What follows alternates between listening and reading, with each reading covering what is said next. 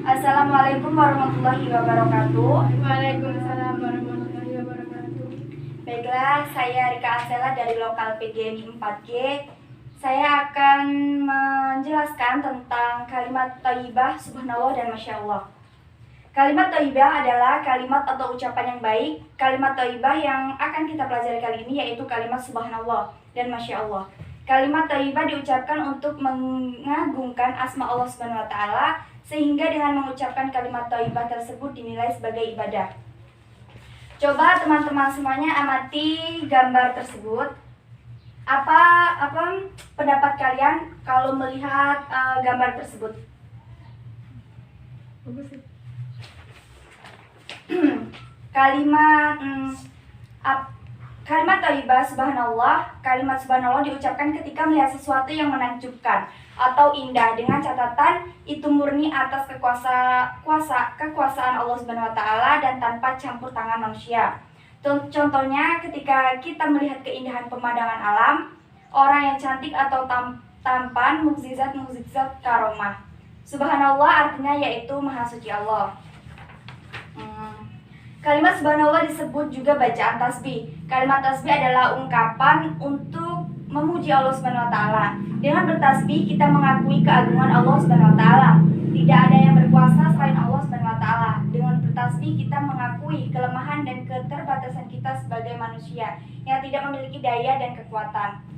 Tahukah kalian waktu mengucapkan kalimat thayyibah subhanallah? Kalimat thayyibah subhanallah dibaca ketika pertama, melihat atau menyaksikan keindahan alam ciptaan Allah Subhanahu wa taala. Kedua, ketika mendengar kejadian luar biasa. Ketiga, melihat suatu kejadian mengagumkan dan menakjubkan. Keempat, berzikir sesudah sholat fardu. Kelima, mengingatkan iman dalam sholat ketika lupa bacaan atau gerakan sholat bagi makmum laki-laki. Dan selanjutnya yaitu kalimat thayyibah masya Allah.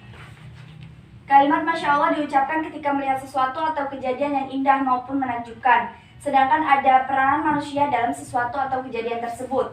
Contohnya, ketika melihat bangunan yang indah dan megah, memasuki kebun yang cantik, teknologi yang canggih atau prestasi yang membanggakan, fisik yang kuat dan sebagainya. Masya Allah yaitu artinya Allah telah berkehendak akan hal itu.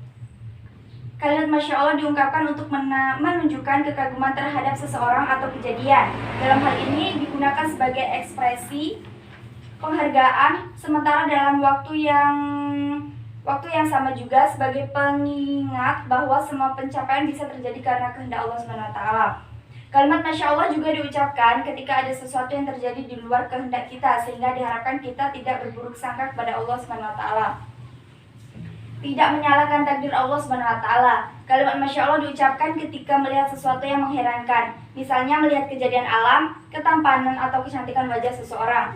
Jika kita merasa heran, dianjurkan untuk membaca masya Allah. Maksudnya semua itu terjadi karena kehendak Allah Subhanahu wa taala. Selain melihat hal yang mengherankan, kalimat masya Allah juga diucapkan ketika kita merasa ketakutan, baik karena ada orang yang mengganggu atau takut karena melihat hal-hal yang tidak baik seperti melihat peperangan, pertengkaran, perkelahian. Mengapa demikian? Karena kejadian baik dan buruk semuanya ketentuan Allah Subhanahu wa taala. Baiklah, mungkin hanya itu yang dapat saya sampaikan. Saya akhiri. Wassalamualaikum warahmatullahi wabarakatuh. Waalaikumsalam warahmatullahi wabarakatuh.